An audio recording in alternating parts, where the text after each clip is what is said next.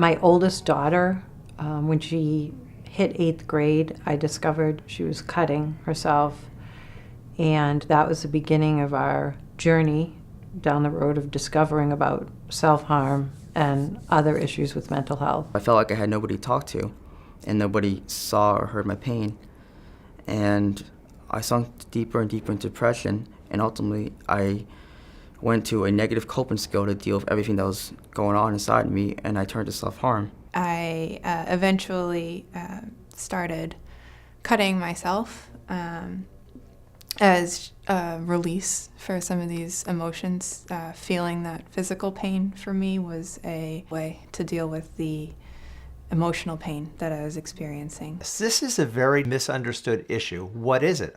Are people who do this crazy?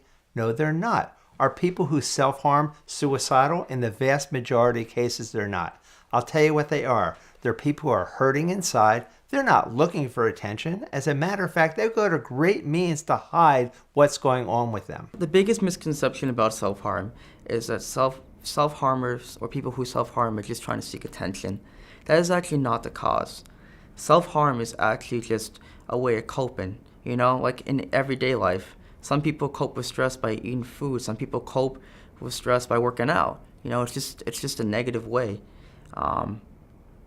of coping. And usually when people go that far to self-harm to cope, it means they don't know what else to do.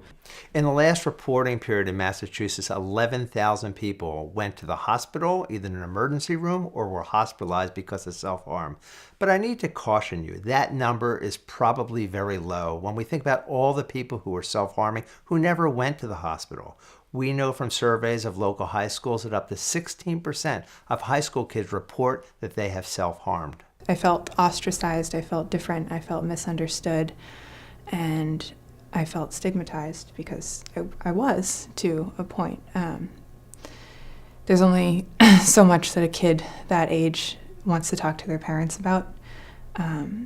Peers become very important to a high school kid.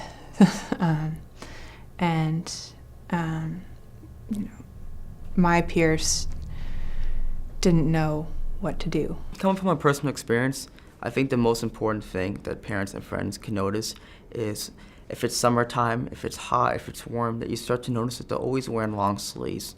They're always covering their skin, that they're not going to pool parties or they're not going to the beach or this, or if they do that, they're always just wearing long sleeves. Listening to the person, talking to the person, and the most important quality is to have patience. They didn't self-harm overnight, and they're not going to get out of what seems like a big hole overnight. The stigma families feel around this can be crippling. There's shame and wanting to isolate.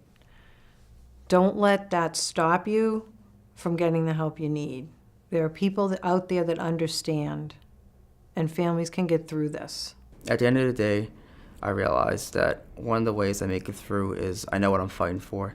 I feel like in life that you need to know what you're fighting for in order to make it, and that I know I'll be okay. I know that there's no demon too big that I can't conquer. And I got better. And I got married. I bought a house. I had a kid. I had gone from wanting to die and feeling completely hopeless and being in this fog to never being more excited about the future.